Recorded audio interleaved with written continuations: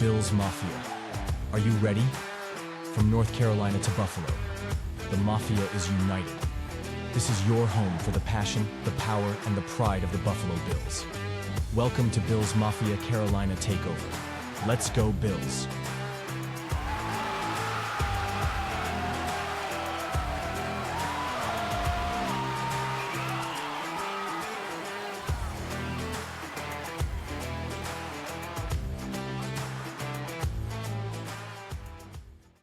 Welcome back, Bills Mafia. This is Bills Mafia Carolina Takeover, Episode 2, coming to you straight out of North Carolina. I'm Owen, and now that the preseason is behind us finally, felt like it took forever, it's time to get real. The 53-man roster is set, the season's here, and the energy's high. I'm even sporting Wyoming Josh. Each week on this show, I'll be breaking down roster moves, diving into Bills news and storylines, answering my favorite Your Mafia mail, and closing things out with game day predictions for each of the matchup. Regular season's upon us. Let's go!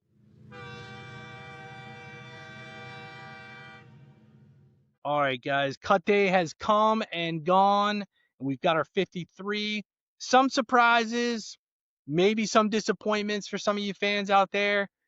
And there's definitely a few that I'd be watching, and those are coming from other teams to join the Bills. Like this guy, Quentin Morris. Let's talk about him real quick. Not currently on the Bills roster, but he was released by another team. I mentioned this on episode 1. I felt the tight end position was lacking a little bit after you get past Knox and Dalton. So I would not be surprised if you see a Quentin Morris sighting in the airport either this week or very soon in the beginning of the season. I think he's a perfect pick, a perfect opportunity for him to get there. He knows the offense. He's played in big-time games, and he also knows Josh Allen for sure. So Quentin Morris is a guy that I'm keeping an eye on to get back with the Bills and possibly back on the 53-man roster. So keep an eye out for that. The next guy, obviously, the darling of preseason, your boy, Terrell Shavers. Finally, he has made the team. He did it. He made the 53-man roster, and that's a huge win for him. But let's not forget that only 48 can actually dress each game. So even though he made it on the 53-man roster, that is still a loaded wide receiver room that I don't really see Terrell Shavers making the game day roster, the 48. I would actually be pretty shocked here, unless there's an injury that comes about on the wide receiver group. I would be shocked if he actually dresses. This might be something where down the road, late in the season, something of that nature. Certainly, if there's injuries involved here, like that is going to be something that we'll probably see him. I feel really good for the kid. He's worked really hard, and he did make the 53. But being on the 48 roster at game day, that's your ultimate goal. And I just don't really see Tyrell Shavers, wide receiver, getting onto that game day roster there. But keep an eye out for him for sure. And then obviously, I mean, Big Phil, dude is all Buffalo. I know he had posted on his socials that he was coming back to Buffalo, and he is. Now, there was some misunderstanding exactly how that was going to turn out. There was some talk that he was going to be on the 53-man roster, but he's actually going to go to the practice squad. And that is actually a huge win for us because Big Phil, we know, played in the league a long time. I know McDermott does a lot of rotating in and out, but he's also been injury prone late in the season, right? So having Big Phil on the practice squad, I think, is a better set than actually putting him on the 53-man roster right off the gate. And here's the reason why. There will come a time where we are going to get thin at defensive tackle with an injuries. And if it's not within that 6-game window of those other 2 defensive tackles coming back, you're going to need a veteran defensive tackle who absolutely knows the system inside and out. And by having Big Phil on the practice squad doesn't take up a spot on game day. So I think this is a sneaky pick by being in the Bills. And I know Big Phil said he's not retiring, but he wouldn't play for any other team. So I think really that statement was huge for Bean. So this is a big move, I think, by the Bills here. Certainly putting Big Phil on the practice squad allows them the ability to have flexibility on game day, because I don't see Big Phil really coming into the game early in the year. I see him more as kind of a fill-in when injuries happen there. So that was awesome. That was interesting to see there on that piece, and just some clarification that he is actually on the practice squad. And then lastly here, Tre'Davious White. This has been an interesting kind of development, especially starting after around episode 1 here. Look, I'm on Twitter during Bills season just as much as you guys, refreshing. And for the past week, we've been refreshing and heard nothing. It's been quiet at one Bills drive. So interesting on the cut day here regarding Trey. I felt like if this was a major issue for Trey or for the Bills, I think you'd probably see a little bit more transactional pieces on the cornerback side that would kind of signify or trigger that maybe Tre'Davious is a long-term issue here, or God forbid he's out for the season. The fact that we haven't heard anything could mean that he's healthy enough to stay on the 53-man roster, which would be a huge sign heading into the season. That is definitely going to be a storyline to watch for sure as we get closer to week 1. Bills Mafia, make some noise. It's time for Mafia Mail. My favorite part of the show. Let's get into some Mafia Mail. Your questions, your takes, straight from the fans. And today's question comes from Sarah in Rochester, New York. She writes, Bills had some tough luck with injuries in the recent years. Looking at the 53-man roster, what position groups worries you the most if injuries hit again this season? Great question, Sarah. Appreciate you listening. Appreciate you watching. And appreciate you sending in the email. So for me, it's a couple things.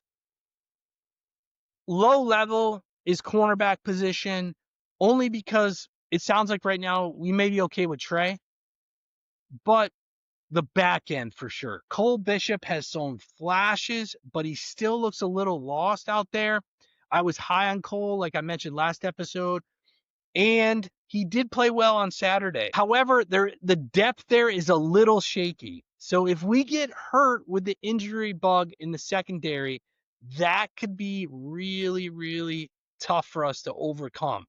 I think the front four can generate enough pressure with the moves that being made, which is what we need to protect the back end. And we've seen that through the course of the preseason, but that back end has to hold up. That's my biggest concern with the 53-man roster going into the season, Sarah. Can the back end of the defense hold up? Thanks for your question, Sarah. And that closes out this week's Mafia Mail. Always love hearing from the family. Now, back to the action. All right, some quick updates and storylines to share with you guys to keep an eye on. The first one, as I mentioned, Tre'Davious White. Obviously, we're going to keep an eye on that. The biggest question mark heading into week 1 really is Tre'Davious, because, one Bills drive has been silent. So it'll be interesting to see what they do there. The last one to keep an eye on here is a non-Bills player, Levi Wallace. Yes, that Levi Wallace. He did not make the 53-man roster and was cut as a free agent. I actually like this pick if the Bills decide to do this for a couple reasons. One, he knows the defense. He started. He's played number 1. And really, if Tre'Davious is not 100% and with the rookie out, you need a veteran person in there. I know everyone was talking about Rasul Douglas, but I do believe Levi Wallace is better than Rasul Douglas here in this situation. So I would not be upset if the Bills go out and get Levi Wallace on a short-term deal. Obviously, we're not going to give him the boat, but just bring him back for a short-term deal, shores up the cornerback position there. And if they do this prior to week 1, he's a type of player that knows the defense well enough that the ramp up period is going to be much shorter. So keep an eye out for Levi Wallace. And I know he's played with some Bills Mafia with some social media posts, but keep an eye out for Levi Wallace. So those are the two kind of storylines that I'm looking at heading into week 1 here in about a week and a half.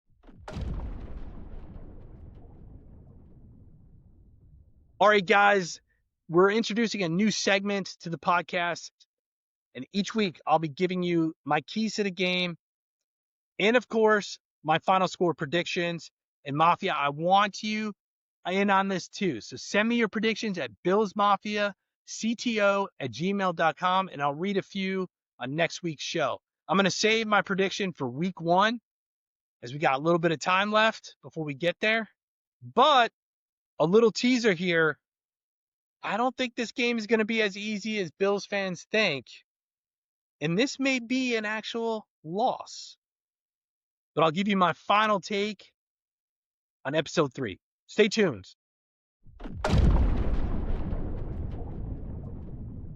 That's going to do it for episode 2 of Bills Mafia Carolina Takeover. Thank you, as always, for hanging with me as we break down the 53-man roster, Sarah with the great Mafia mail, and setting the tone for week 1.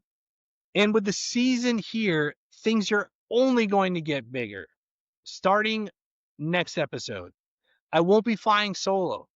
I'll be joining by co-host Tim the Outsider. Together, we'll bring you that pure Mafia passion while also adding some fresh perspectives, including special guests from teams that the Bills are going to be facing each week. I cannot wait. It's going to be a whole new vibe, and you don't want to miss it. And until next time, remember to send in your Mafia mail or any questions you have at billsmafiacto@gmail.com. I'll see you next week. And as always, be good, do good, God bless, go Bills. That's a wrap on today's episode of Bills Mafia Carolina Takeover. Thanks for tuning in and repping the Mafia with us. Don't forget to subscribe, drop your Mafia mail, and join us next time as we bring the passion, the pride, and the power of the Buffalo Bills straight from the Carolinas. Let's go Buffalo.